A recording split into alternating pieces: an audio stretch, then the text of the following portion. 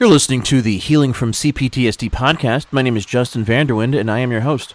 In today's episode, I'm going to be talking about how taking your life back from the devastation of narcissistic abuse and CPTSD is going to be the fight for your life. If you haven't done so already, be sure to visit our website at healingfromcptsd.com and sign up on our email list for regular updates, as well as a free weekly newsletter. If you're interested in taking your life back from CPTSD and narcissistic abuse, the Healing from CPTSD course is now available on our YouTube channel completely free of charge. This course has some of the best tools and strategies for understanding and overcoming CPTSD in your life. Feel free to check it out. All links will be in the description below. Hey everybody, and welcome back to another episode of Healing from CPTSD. My name is Justin Vanderwind, and I am your host. It's good to be back with you again. So in today's episode, we're going to be talking about how taking your life back from the devastation that is narcissistic abuse and CPTSD is going to be the fight for your life, and how important it is, if you want to get your life back, to become a fighter for your own life, your own happiness, your own healing, and for your own well-being. Again, I always kind of take a look at my family and where different members of my family are, you know, as far as their emotional health and well-being is concerned. Given how much progress I've made in my own life with emotional health and well-being, and how much better I feel just on the inside on a regular basis from where I once was. And it's really sad, aside from the narcissist abuse, you know, there's so many casualties, right? I mean, I mentioned this in a previous episode, but, you know, one of my grandfathers is sort of like, you know, he's got dementia. He's on, he's at that stage of his life, late 80s, where, you know, there's no coming back, right? And, his wife is a narcissist. And what's happening now is she is supposed to be taking care of him, right? Helping him and even just watching him to make sure, because he's also got diabetes, type 2, and he's really got to watch his blood sugar, and she's not helping him. You know, she's not even watching him. She just totally does not care. And, you know, a lot of people are shocked about this in my family, and I'm like, this is how narcissists are. I mean, I've been telling you this for years now. I mean, that's why you don't want to be around these people. You know, in the end, they don't care about anybody but themselves, to the extent that they really don't care. They're not going to take care of you. They're not going to take care, you know, if your wife or your husband or something, they're there. I mean, some of them might, right, kind of go through the motions, but ultimately they really don't care. And they're going to do whatever it takes to sort of destroy you and, you know, tear you down and everything else. And, you know, so that's one horrible thing that's happening on that side of the family. But, you know, it's just sad that my grandfather was, I'm sure that, you know, hearing some of his stories of growing up and stuff like that, I'm sure his father was a narcissist, extremely abusive, extremely, like, you know, alcoholic, you know, cop from New Jersey, you know what I mean? So there's a lot of abuse going on there. You know, my grandfather, he served in the military. He went to, you know, he got I think he was one of the first people in his family to get a college degree. He was an engineer, an aeronautical engineer, you know, worked hard, saved all his money, you know, played out by the rules. But then he, you know, his wife was a narcissist as well, and he never dealt with his inner issues, and because of that, he just sort of ended up in a prison, right, of his own making. I mean, he's like, you know, all about America, right, and freedom and all that stuff. But, you know, ironically, he was a prisoner of his own making, and he was a prisoner of the CPTSD. Really, is what, you know.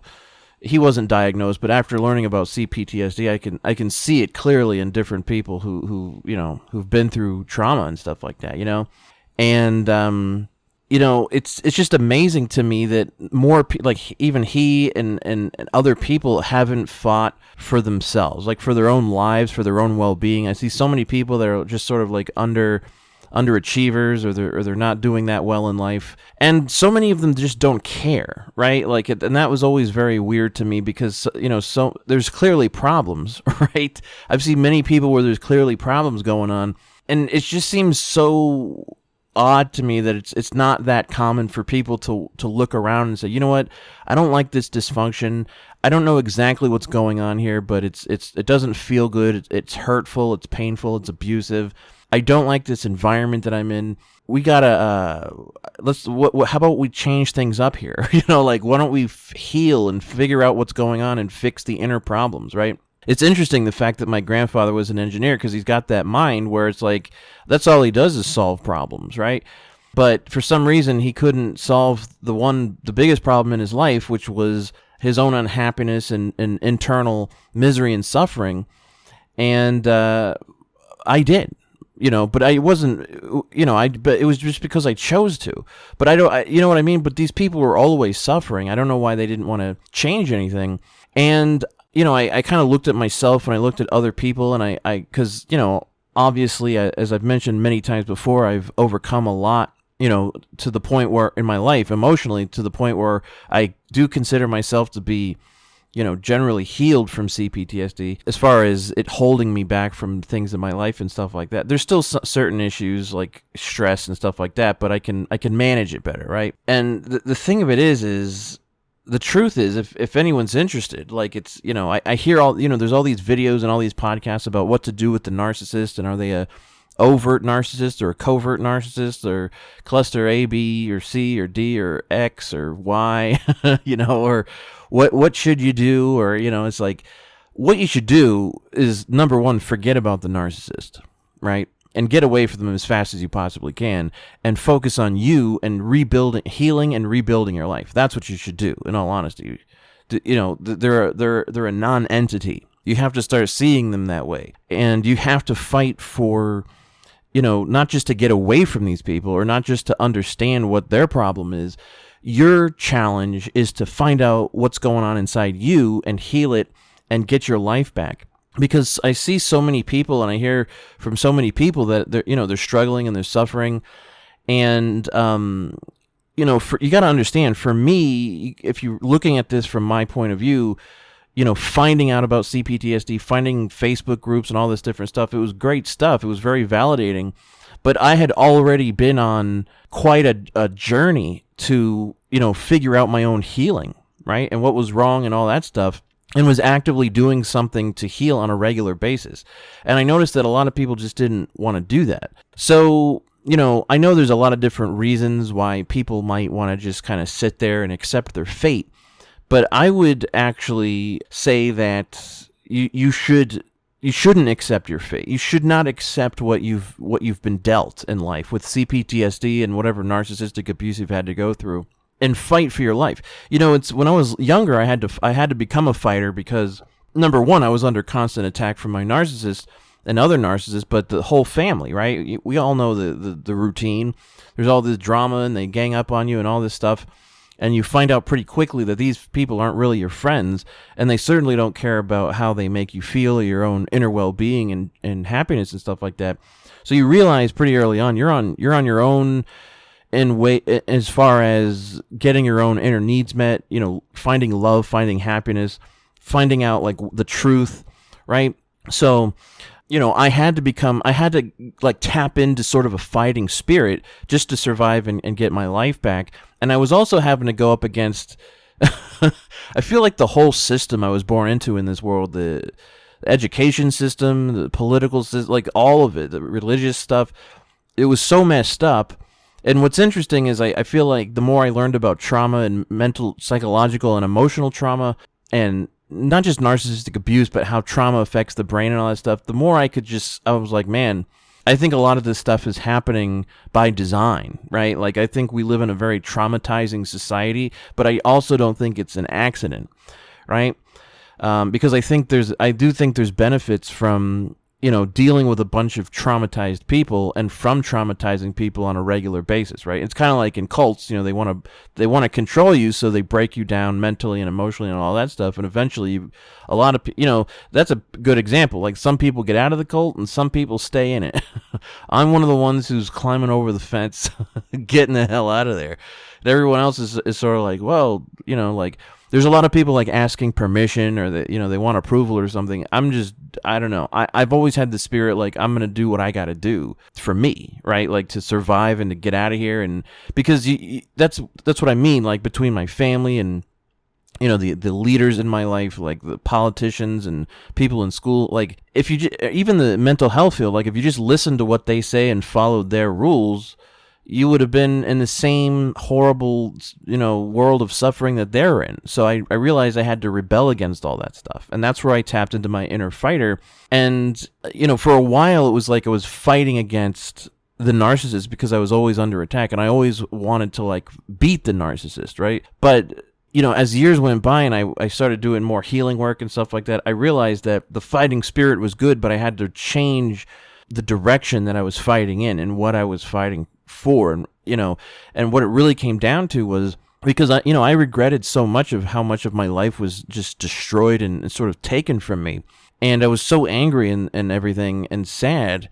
And the CPTSD really was holding me back in many different ways. But the thing of it is I didn't stop. I didn't just sit there and, accept my fate as some person with CPTSD. I fought and I had to do things that most people don't have to do or go beyond, the call of duty in so many different areas just to understand what CPTSD is, but also to get my life back from all the, developmental arrests of CPTSD. It was a fight. I had to fight for my life, and I was not going to be like these other people in my family or in the world or people that I saw that just accepted their fate. The truth is, if you're interested in because I think the main focus should be you getting your life back, right? Getting your life back, getting to a place where you're genuinely happy and sort of fulfilled, and you feel good on a regular basis. You're not in a toxic environment where you're constantly feeling bad or constantly feeling like you're being hurt or having to walk on eggshells or whatever. Being around people that are friendly and nice and loving and respect you and support you, all that stuff is possible. I lost a lot of friends, but over the years because of the CPTSD, and I didn't trust people. But the truth is, I can start again. I can completely rebuild everything. And I'm at that place now because of the fighting that I did for myself. I did the inner work, right? It's interesting, like I'm not overly religious here or anything, but I went to a Christian school when I was a kid, so we learned a lot about the Bible and stuff like that. There's a place in the Bible that says, "Seek ye first the kingdom of heaven, and all else will be given to you." And I don't know why that always stuck with me, because it sounded like, it's weird because it's like it's kind of the opposite of what the world tells you, right? They might say something religious just to sort of like, make themselves look better. But ultimately, what does the world tell you? Go to school, go to college, now you got to get into debt in order to get a degree and get a job. And that's all they really care about, right? Again, there's a lot of people that go to church and it's just show, or a lot of people don't care. But what this was saying in the Bible was, seek the kingdom of heaven first and everything else will be given to you. What these people were saying out in the world was, they didn't come out and say forget about that, but they don't have any interest in the kingdom of heaven. They don't care about any of that. To them, it might as well just be nonsense, and I'm sure for a lot of them it is. But I did have a spiritual pursuit, but my main point in bringing this up is that I did something similar in that I chose to do my inner work before I chose to focus on the outer work, right? Which is money and all that stuff. I mean, honestly, it's like, who cares? I mean, the money can come. I mean, anyone can get money. But what was important to me was fighting to understand what was going on inside me and to heal it so that I could have a real life and not be a prisoner of, the narcissistic dynamic, all the what I mean, all the dysfunction, all the toxicity, and to get my life back. So I think that, if I could say something to everyone listening to this, like as far as the best advice, you gotta be a fighter, right? Like you have to tap into that fighting aspect of yourself to survive. But it's not just survival. You got to fight to get to a place where you're not just surviving and you're thriving and you're doing things in life that you're happy with and that you're enjoying and that you can actually rebuild new relationships with better people and just completely get out of the whole dynamic and not attract any more dysfunctional people. Because again, I see a lot of people complaining about attracting unhealthy people into their lives. The thing is like, if you want to change that, you have to work on yourself. You have to change yourself in a radical way. And the truth is, when you're dealing with something like CPTSD, it's hard. It's not easy work. That course I put together here was designed to make it as easy as possible, but it does take work and people don't want to do it. But I'm telling you right now, if you do the work, you will feel so much better. You'll get to that place where you're not as shut down anymore. You're not feeling so alone and isolated, and you can actually find people. Because believe me, I was like the quintessential loner, right? Like I was so alone. People didn't, but I didn't know how to connect. I really didn't know how to connect, and I was terrified to connect, because connecting, that emotional connection I never learned how to do that, but that aspect of my being was always abused and torn to shreds, right? So of course, and you couldn't trust anybody. But the thing is there are good people. And so I used to be one of these people that would be like, I hate people. I just hate people. And I still am not, I'm not the biggest fan, but the truth is there's good people out there, like quality, like high quality, loving, compassionate, understanding people. And those are the people worth finding, so we don't have to like live and die in this like inner prison, right? Because that's what it was like. So I just wanted to fight. I was fighting to get out of my own inner prison.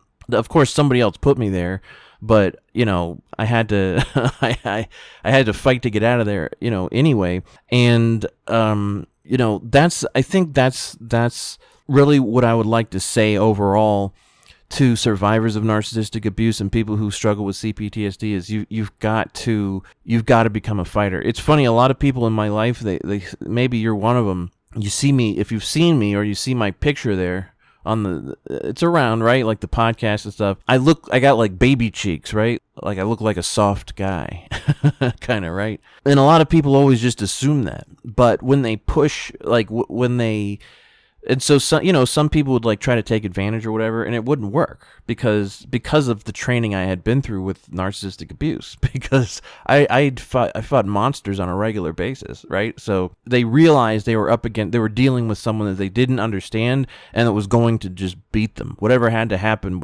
they weren't going to win whatever they were trying to pull. You know what I mean? And that inner fighter of mine, I don't like to always be fighting, but I was conditioned to have to be that way. And my inner fighter is quite, it's a survivor, right? So, if you want to get your life back from CPTSD and the devastation of narcissistic abuse, you're going to have to tap into something similar.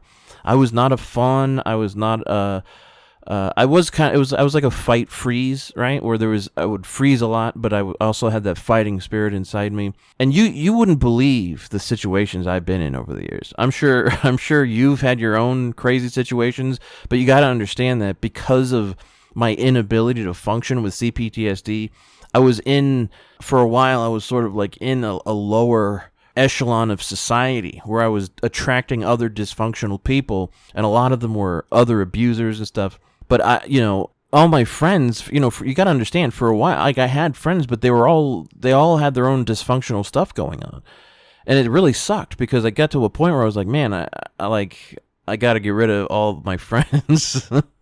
Like I have, and obviously not everyone wants to do that. Like imagine being in an unhealthy relationship and you're like, man, I got to break up with my boyfriend because it's not the healthiest thing, or my girlfriend. Well, imagine having to do that with everyone in your life, like your friends, everybody. Like that's not easy. I get it. But the thing is you got to look deep within yourself and look at that whole self-abandoning thing and self-loathing and self-hatred and the feelings of worthlessness and powerlessness. You've got to confront that if you really want to get your life back, and you have to say to yourself, I'm not going to just sit here, like, I'm not going to take this. And it's not even just the narcissistic abuse. It's everything that comes after it. It's really the CPTSD is the real obstacle to overcome.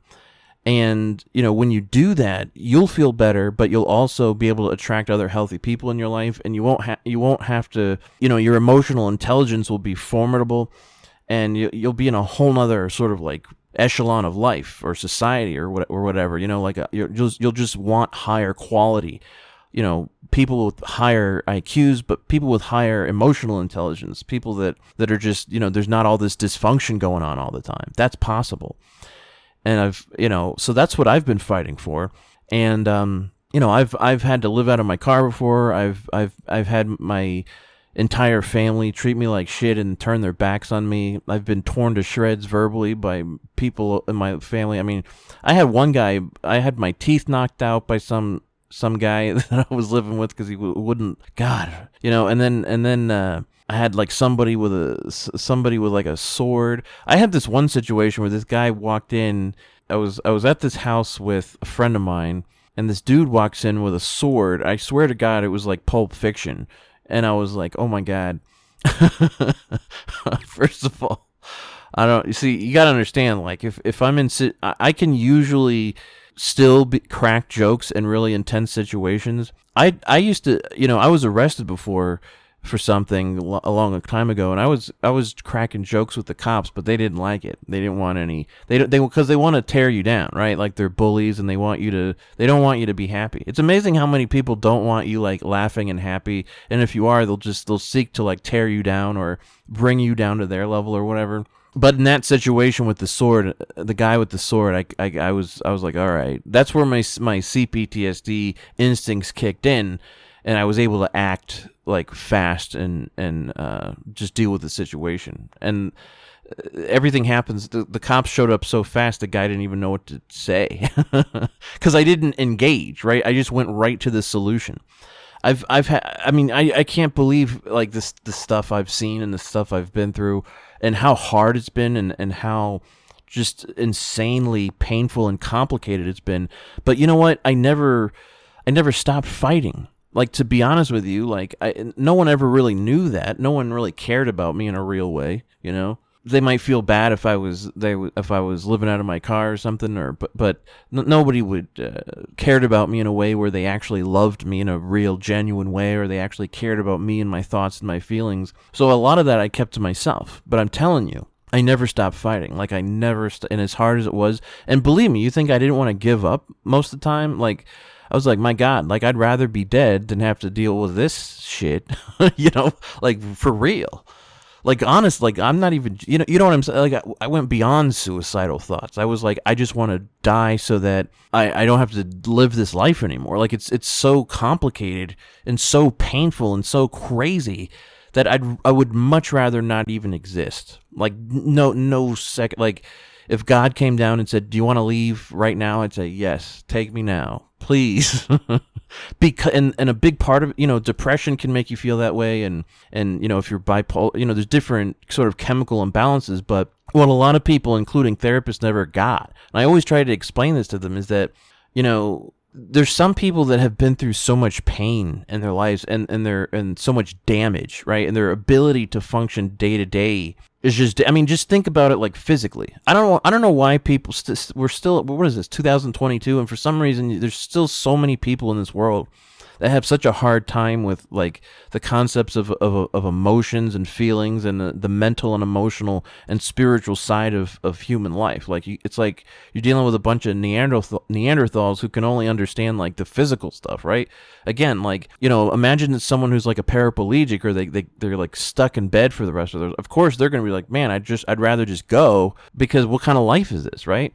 Well, for those of us who dealt with extreme levels of emotional and psychological abuse and stress and strain on a regular basis, it's very similar. We may have, you may not be able to see it with your physical eyes. We may not have any physical handicaps or anything like that, but for many of us on the inside, it's just as difficult to function day to day, and nobody understands that unless they're dealing with it themselves, and nobody cares.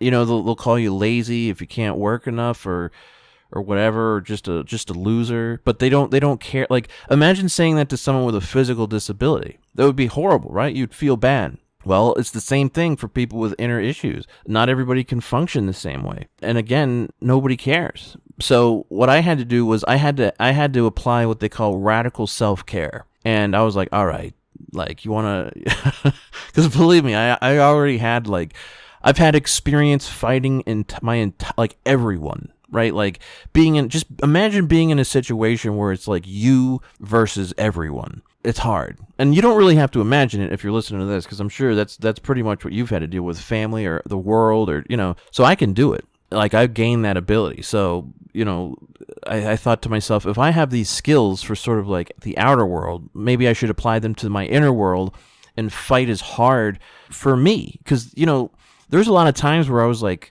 suicidal, like I had suicidal ideation, but there was also a lot of times where I was just kind of like laying there, right? Like I was just kind of like, and I don't mean just necessarily in bed physically, I mean like in life, like on an emotional level, I stopped caring to a degree it's like I wasn't dead physically, but I was kind of dead on the inside. Like I did, you know what I mean? I didn't care about myself. And, I don't know, I don't even know what happened. Something happened one day, and I was like, but the truth is, even the real truth is, I never did stop fighting. There were just periods of time where I was so tired and worn out from fighting that I guess I was just taking a break. But I really never really truly stopped. There'd be periods of time where I wouldn't be doing as much work as I would on other occasions, but I never truly stopped. And I don't know I can't answer the question to you what the difference is between someone who wants to fight for their lives and themselves and their happiness and their well-being, and right? I don't see that too often. I don't know why. I think it's kind of sad. Even when people aren't dealing with extreme stuff like narcissistic abuse and CPTSD, there's just so many people that don't care about themselves, right? They don't have any problem like exposing themselves to bad relationships or anything like that. The best way I can put it, in all honesty, I know, and I've said this before, is like the inner child work, where it's kind of like if you start looking at you and yourself and your inner being and taking care of it like the way a mother would take care of their infant, like with that level, like a good mother, anyway, or parents. That's what radical self-care is. Not taking crap from anybody, making sure that you're doing what is best for you before you make sure if you have a baby, you make sure you're doing what's best for the baby. You know what I'm saying? That becomes the number one priority. It doesn't matter what your boss says at work or the government or whatever. The main focus is taking care of that baby. And so I realized I had to have the same level of sort of allegiance to my own self and actually fight for myself even when I didn't want to. And I tell you, my friends, it has not been easy. The fight hasn't been easy. I'm not talking about dealing with narcissistic abuse and CPTSD. I'm talking about the fight to overcome the CPTSD and to extricate myself from the entire dynamic that I came from in a real, genuine way, so that I didn't end up like my grandpa who, like, he checked off all the boxes of what you're supposed to do in life, right? College degree, saving your money, living below your means, paying your bills, paying your taxes, paying your credit. He was like a master at all that stuff. He got A's all there. But because he didn't deal with he never dealt with his inner issues. He just was like in his own hell. And he attracted other hellions into his life. The hellions come into your life to help you. Well, there's certain point of views that say like the hellions that come into your life are there to help you to grow, right? Like so that you can see what's going on inside of you. Now, I know that's a sensitive idea when dealing with narcissistic people, although it might be some stuff from a past life or something. I don't have all the answers to that. But usually you can sort of use the people around, like your environment, to kind of gauge where you're at. Because if you're comfortable in unhealthy situations, that means you're in an unhealthy place emotionally, right? So that's what I mean when I say fight. You got to fight to get out of all that. Because I didn't want to attract no more girlfriends that are dysfunctional, no more dysfunctional friends. I don't want none of this. I'm not saying you're not going to have problems once in a while, but you know what I want? I want other fighters. I want to be around other people who care about their health, their well-being on an inner level, going beyond just eating right and taking real responsibility and kind of going beyond the Call of Duty. I don't want to. Do you have any idea how many people I see just hanging around in bars? Like, it's like, all right, like I have a job, I'm paying my bills. Now what do I do? But they're miserable. So the answer is, why aren't you working on yourself and just find something you enjoy, or find out why you're miserable. Why don't more people want to find out why they're unhappy? I still is a mystery. Like I just can't believe it. Because to me, being miserable and unhappy, I'm like, all right, I got to figure out how to be happy and solve this inner problem. It's like an inner engineering, I guess. I like that phrase, but there's a yogi out there who took it, so I can't use it for anything for myself, but I can say it because that is kind of what it is, inner engineering. So, I'm going to get my life back and like completely from the ground up. I'm not going to be accepting my fate of what, you know what I mean? Even if you get away from your dysfunctional family, it's like you're still attracting all these other dysfunctional people if you stay in that same inner space. That inner space is what I've been working on this whole time. And nobody cares. But you know what's funny? There will come a day when all of a sudden, it'll seem like overnight, there's an unbelievable and radical, like, overnight shift on so many levels in my life because of the amount of work that I already did on the inside, and the outside will start to manifest that. It'll start to reflect it. And so many people that I used to know will be like, wow, how did this happen? Well, I'll tell you the secret, my friends. It's inner work, inner work. Just whatever you got to do. Like, if I'm unhappy, figure out why you're unhappy. But to overcome this is not easy, right? But to me, I was like, if I'm going to be in this sort of like inner hell, regardless, then I might as well do everything I can to figure out why I feel that way and to get out of it, right? That's just me sharing my own inner thoughts and feelings with you of how I operated. And so that's what I did. And what does that look like? I started out with books, you know what I mean? I mean, just, listening to podcasts like this, anything, right? Anything that I just searching, right? Going to bookstores or going to groups or whatever, I never stopped. The fight is what's crucial, I would argue, for any kind of success. And not everybody wants to do it. You got to understand, not all of us make it out. You know what I mean? And that's the saddest part to me. But the truth is there does come a point where it's like, again, you can be making money, right? You can do all that stuff and pay your taxes and your bills and stuff like that. But if you're still unhappy on the inside, if you're still operating from that toxic sort of CPTSD place or whatever, the codependency and all that stuff, if you don't fix it, you're just going to keep attracting the same stuff, and you're also not going to be happy, right? So listen, I haven't once I started to figure this out years ago, I was like, all right, I haven't had a girlfriend since, what year is this? It's 2022. I don't know. I can't remember. I've had a few dates I would say the last time I actually went on like a date was probably 2016. But that was the last time I was like, all right, I really got to like focus on my own health and growth and well-being. And again, not everyone wants to, what do? They take the easy way, right?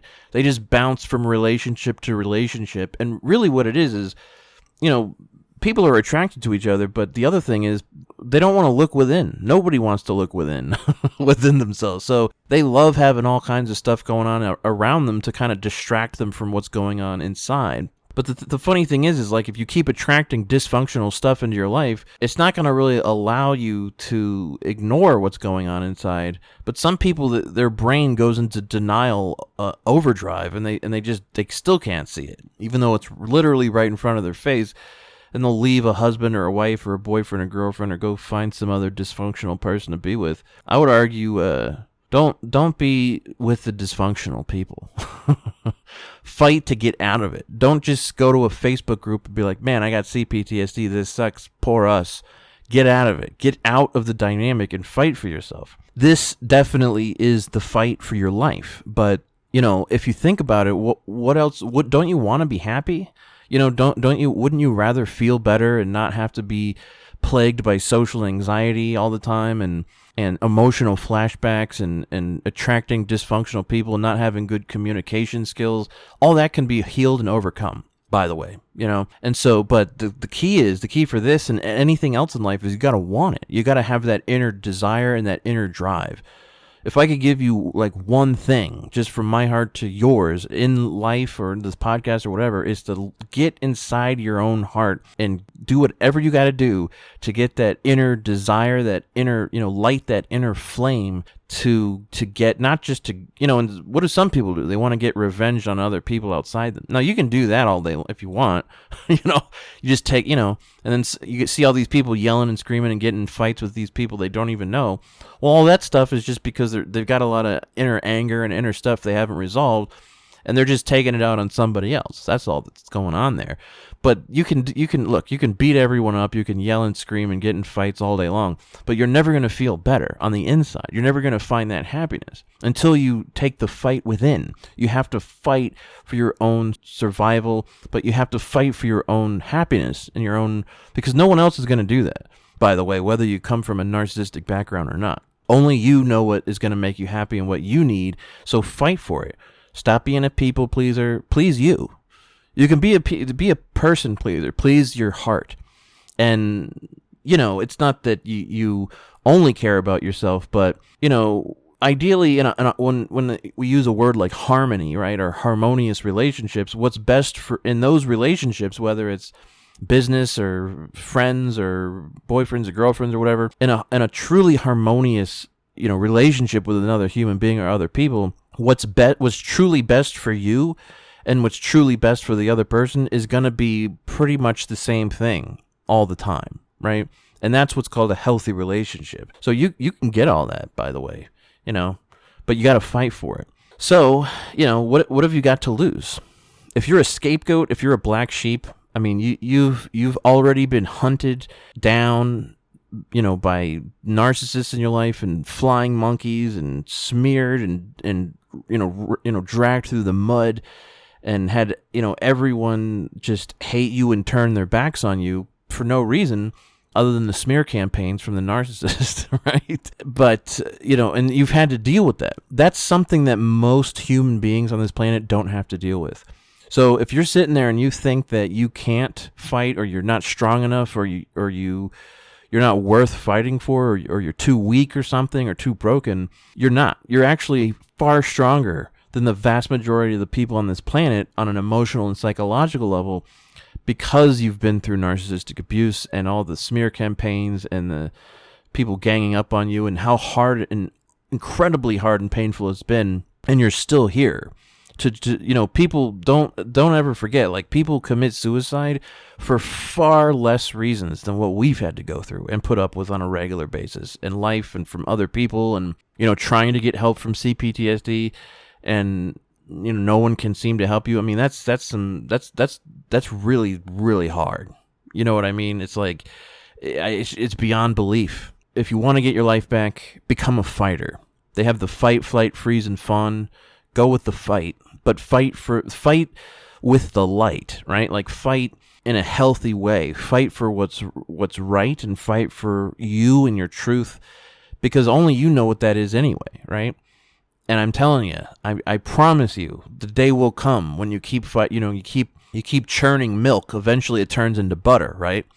And then you'll be like, oh man, like, all right, I got somewhere. Like, I made some inner progress, and no one else even has to know. But you'll know, because you'll feel it. You'll see it in your life, and you'll feel it in your soul, and you'll see it in your interactions with other people and how things are changing. But it's really how you feel on the inside. There's a freedom. There's a joy when you work, kind of cleanse yourself of inner gunk and love yourself and heal yourself and keep working on yourself. It's the only thing I feel like is worth doing, So there you have it. Overcoming CPTSD and narcissistic abuse is difficult.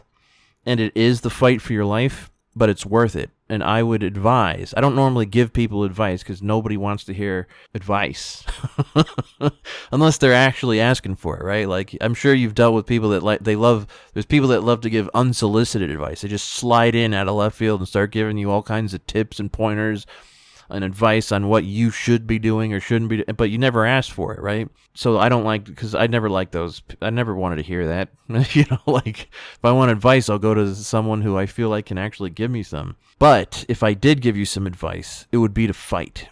Tap into your inner fighter and do everything and take no prisoners, and doing everything it takes to get your life back and to heal. That course I put together was designed.